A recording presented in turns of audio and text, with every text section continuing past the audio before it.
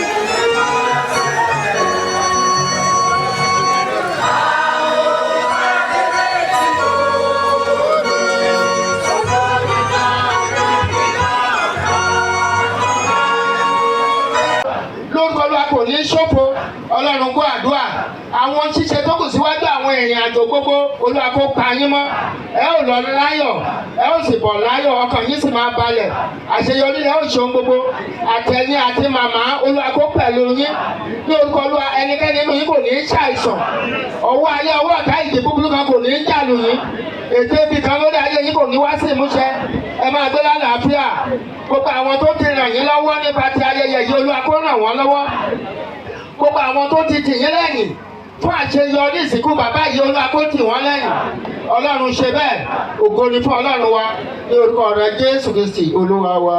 ọjọ́ ọ̀la yóò dára fún wa o ẹni ká dìde dúró. To every one of you, the great member of church, our wonderful ministers of God, thank you so much for coming. Mi ò ní ọpọlọ tó bàbá Ọ̀ṣìyẹmí, ó yẹ kí n ti há gbogbo orúkọ sórí. Àmọ́ dádì mi ti wá preach ìbílẹ̀ kan nípa orúkọ yìí ò ní bàjẹ́. Especially, I want to say a very big thank you to our daddy, the great Baba in Christ Apostolic Church. We love him so much in Mecca.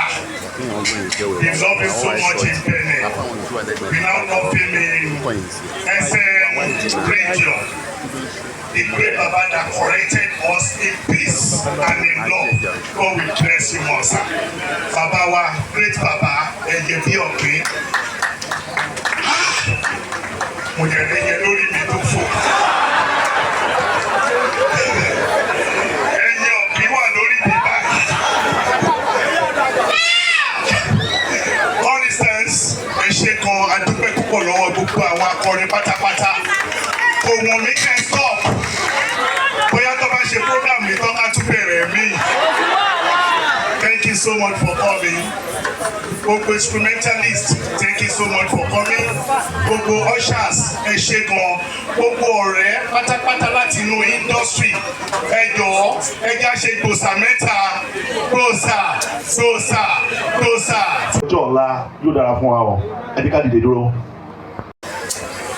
To every one of you, the great member of church, our wonderful ministers of God, thank you so much for coming. Mi ò ní ọpọlọ tó bàbá Òṣìyẹmí, ó yẹ kí n ti há gbogbo orúkọ sórí. Àmọ́ dádì mi ti wá preach ìbílẹ̀ kan nípa orúkọ yìí ò ní bàjẹ́.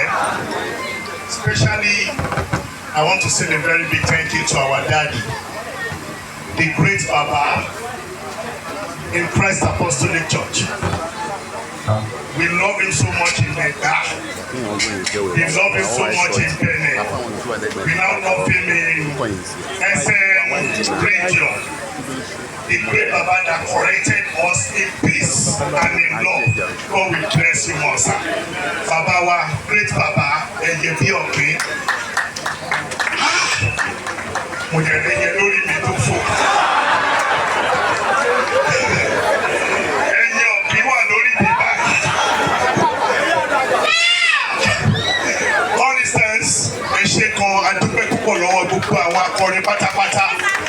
Òun mi kẹ́ stop. Bóyá tó bá ṣe program mi tó ká tún bẹ̀rẹ̀ mí. Thank you so much for coming. Gbogbo instrumentalist, thank you so much for coming. Gbogbo ushers, ẹ ṣé gan. Gbogbo ọ̀rẹ́ pátápátá láti inú industry. Ẹ jọ̀ọ́, ẹ jẹ́ á ṣe gbòòsà mẹ́ta. Gbòòsà, gbòòsà, gbòòsà. From the testimony we heard about our father here, thank you.